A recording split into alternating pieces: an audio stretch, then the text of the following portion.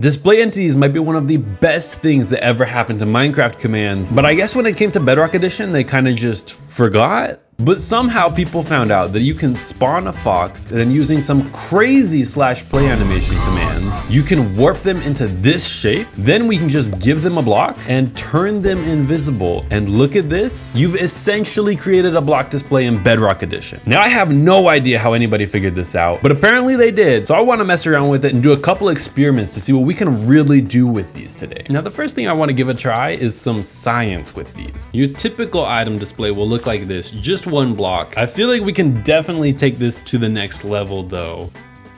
Okay. Oh, dude, that is massive. For reference, that's a regular block of gold. That was just from a 1 to a 2. What if we bring it up to a 5? Whoa, that is huge. We have to go so far away just to see it. Look at that. Okay, I'm gonna bump it up to 20 maybe? At a point, it should get so big that we can't even render it. Okay, 20 didn't work. 10 might be the max we're gonna be able to get away with then. Whoa, wait. It is just barely in the render distance. If I step back, it leaves my render distance. Okay, this seems to be the max that I can do. Look at that corner of the block. That must be taking up 6 blocks maybe for 1 pixel. Can we go the other way if we go 0.5? Look at that, a teeny little gold block. It kind of messes up the positioning though. If we go all the way down to 0.1. Oh, look at that. Wait, look right there. That's the funniest little thing, dude. What? That is so much smaller than even just a pixel. I think a good use case for this could be decorating. So look at that. We can put an item in it and it looks like it's sitting on the block. And then, you know, just by your farm, you have your hoe or just a pickaxe on top of your crafting table, dude. That's chill looking. Now, if you do want to try this for yourself, I just grabbed it from the Minecraft Bedrock wiki. They have this whole documentation on it. It has a more complex version that requires 8 command blocks, but I'm just using this simple 3 command block version because it does everything I need. It even does this really cool thing. Oh yeah, look at that. It's not an excellent example, but you can animate them like this. I feel like we could use this to make a really cool door design though.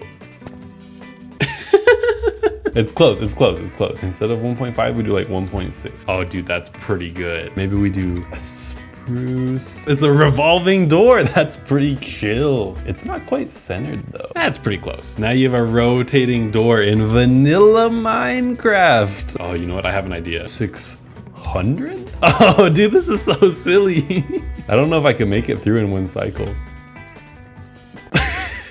Look, it glitches with rendering entities though. So look at this. If we placed one by the water here, wherever the glass is, you just see right through it. It's kind of weird, but Bedrock Edition. I'm just curious what it would look like if we went all the way to 1,000. It's practically a helicopter. Wait, that gives me an idea. If we just do a stick? Oh, it's pretty good actually. Place that there. I mean, I'm not the builder man, I'm the commands man.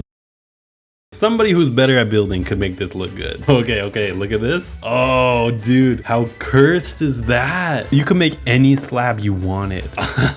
Dude, that might be the most cursed thing in Minecraft. I kind of wish they'd just add this to the game though. They don't always save their position very well when you leave a world and come back. Like all these slabs just left. If you had a server, it probably wouldn't be a problem. Like if you're going through SparkToast and you use code TheCommandsman for 25% off your first month, they have tons of affordable options. So you might as well at least go check them out. Look at that. If we use this with a fence, you can kind of make these miniature shrubs. Oh, dude, how good does that look? A path with some mini shrubbery. I mean, that's pretty chill, right? Normally you can just walk right through any of the entities, but if you put a barrier inside of them like that, then you can interact with them. I have an idea that I think you could kind of use this in like an adventure map build, but the idea is you'd have something like this barrel. It's a block display, but you'd be able to push it over to this corner, and then that would allow you to jump on it to get up to these ladders. I wrote up this command. I feel like this might actually be enough to do everything.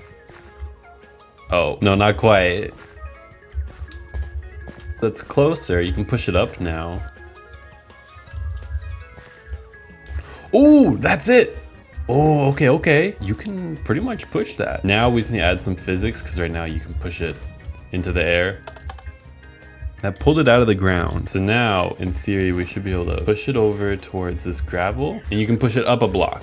Now, we just need to add it so that it will fall if you have it floating like this. Ooh, that's kind of close. Okay, yeah, no, I think this is right. And if we push it off a ledge, then it just falls. So say this is the puzzle. You need to get up here, but you can't reach the ladders because it's too off the ground. But you do have a barrel in the room. So we can push the barrel into place like this and then jump on it to get up the ladder. I don't know, that seems like a cool mechanic, right? I feel like there might be some potential with these blocks that you can push, but I'm not really certain what it would be. Okay, wait, so here's this one. You could have a puzzle like this where there's clearly a hole in the wall and you have to insert the gem. And then this could be the key to a puzzle to unlock a door or something. There's gotta be some potential with this idea, man. One project that I made quite a while ago was this shrink ray machine where you could build essentially whatever scene you want on this area. And then when you flip this lever, there's an armor stand up there that's gonna scan it and transform it into these entities. And then you could get a miniature scene of the one that you just built over here. So you'll see it's got the crafting table, smithing template, everything. And in our teeny scene, you've got the teeny little crafting table and a teeny little smithing table. Oh, dude, yeah. And I even made a bigger one if you wanted to make more complex designs like this. I feel like these bigger designs almost look like an item in Minecraft, or maybe you could use them as a fake rug, but they do drop your performance quite a bit. I can already feel my frames dropping. But anyways, a couple months back, I made this Mario Kart map, which is pretty cool because you see all these armor stands. These are item boxes. That was the whole gimmick.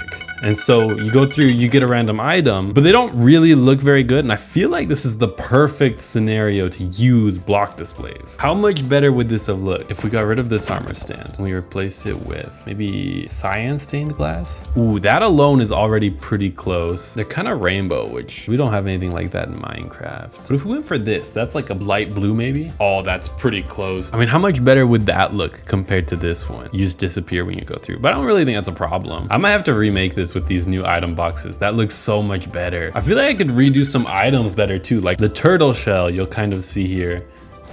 It just shoots an armor stand with a turtle helmet on. It works, but I feel like we could do better. I still have it rotating just because it's set up for that. But I feel like a green wool maybe could work good, or a lime concrete. What if I did turtle helmet? The turtle helmet would look kind of weird. So it's just an item texture. The turtle scute has that right texture though. Actually, I might do that. Or the turtle spawn egg could be kind of funny. But I think the big one will be these textures, because I mean, just look at this. How much better would that look for Mario Kart? These look like actual item boxes. This map actually holds up pretty well. You guys should go play it. I'm kind of curious if you could track one of these block displays, like the wools here, to an entity, so that when you throw a snowball, it kind of looks like you're throwing a wool. I feel like that could be pretty cool, but I kind of have my doubts that it would look good. Oh, okay, so you can teleport them, which is better than I really thought we'd get. This might actually work. So we have our entity here. Oh no, it's running into the snowball. Now, oh wait, that does kind of work. On the way down, it ran into itself. You can really see the snowball running in front of it. It doesn't quite follow it that well. It's not that bad, honestly. Like if we try and aim for the yellow concrete, you get close. Here, wait, I have an idea. I've offset it a little bit, so hopefully, yeah, it doesn't quite go where you throw the snowball, but I feel like you might be able to account for that. It is kind of cool that you can almost throw a block though. I gotta admit though, out of everything that I have made so far, the funniest thing by far has gotta be this revolving door. It's so simple, but such a funny build. And I accidentally made all my trees into revolving trees as well. This thing's just too funny, but block displays, they're pretty fun. So if anybody wants to learn more about them, I did make a video that goes more in depth into the command side of things. You can go check it out, but thanks for watching. I'll see you in the next one.